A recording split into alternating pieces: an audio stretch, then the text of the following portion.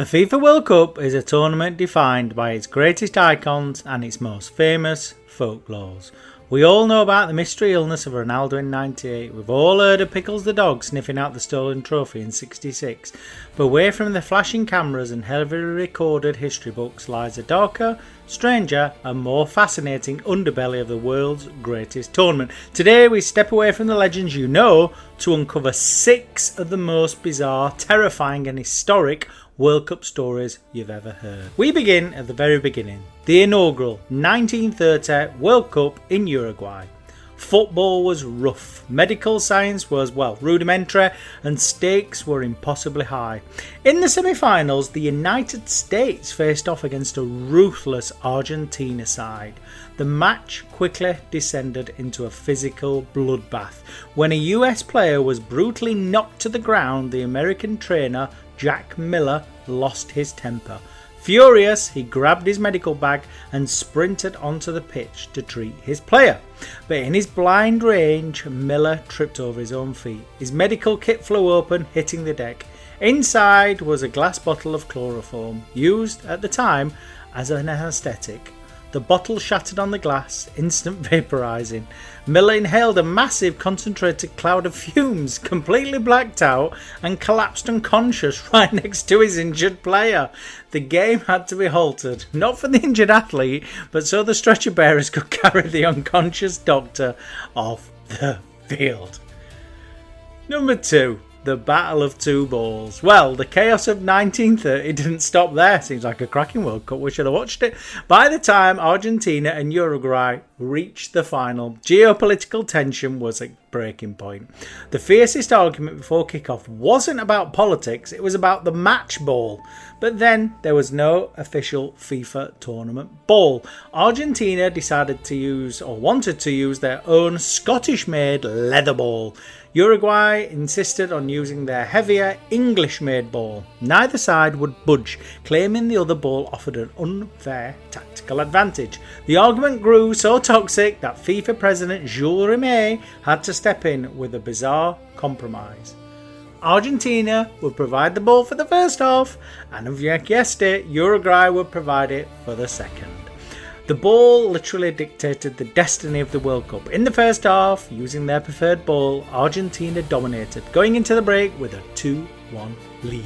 But in the second half, with the Uruguayan ball introduced, the hosts came alive, scoring 3 unanswered goals to win 4-2. To this day, it remains the only World Cup final decided by the equipment itself. So, number 3. As the shadow of World War II enveloped Europe, football stopped. But the World Cup trophy, the original Jules Rimet, was in mortal danger. It was sat in a bank vault in Rome. The solid gold statue became a prime target for occupying Nazi forces, who were systematically looting Europe's treasures. Knowing the vault would be searched, Ottorino Barassi, the vice president of the Italian Football Federation, secretly walked into the bank, extracted the trophy and smuggled it out in broad daylight. He took it to his modest apartment in Rome, and for over 6 years, as the Gestapo agents searched the city and even raided his home looking for valuables, the world's most coveted sporting prize was hidden just inches from their boots, tucked away inside an old battered shoebox buried deep underneath Barassi's bed. Thanks to one man's quiet defiance, the trophy survived the war intact. Number 4. The Ultimate Terror. In 1974, Zaire made history as the first sub-Saharan African nation to qualify for a World Cup. But what had been long played on blooper reels as a funny moment of football ignorance was actually a desperate act of survival. Zaire's brutal military dictator, Mobutu Sese Seko, had heavily funded the team, but when they arrived in Germany, corrupt officials embezzled the players' prize money. Disillusioned, the team revolted, losing 9-0 to Yugoslavia. A humiliated Mobutu sent his elite presidential guard to the team hotel for their final match against that world champions, Brazil. The ultimatum was terrified. If you lose to Brazil by 4 goals or more, pull away before Brazil could take it. The world laughed at him, but Olunga and his teammates weren't playing for a trophy, they were playing for their lives, and they held on to lose 3-0 and lived to tell the tale. Number 5, and if we fast forward to 2010, North Korea had qualified for their first World Cup in 44 years. In their opening match, they put up a heroic, disciplined fight against the mighty Brazil, only narrowly losing 2-1. Back in Pyongyang, the authoritarian regime sensed a massive propaganda victory. Up until this point, state media heavily censored or delayed all foreign broadcasts to maintain absolute control over information.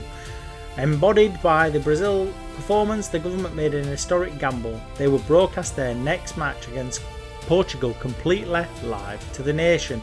It was meant to be a celebration of state supremacy. Instead, it became a national horror show. Live on air, the North Korean defence utterly collapsed. And as the regime watched helplessly, Portugal rattled in goal after goal. And when the final whistle blew, the scoreboard read 7-0. The stunned state commentator simply muttered, "We are ending our live broadcast now." And the screen went black. The gamble had backfired spectacularly, exposing millions of citizens to a crushing, unfiltered reality. Number 6. So we close our journey in the modern era with a story of pure football romance. In the grueling qualifiers for this 2026 World Cup, a tiny Caribbean island nation of just 150,000 people pulled off the impossible. Curacao.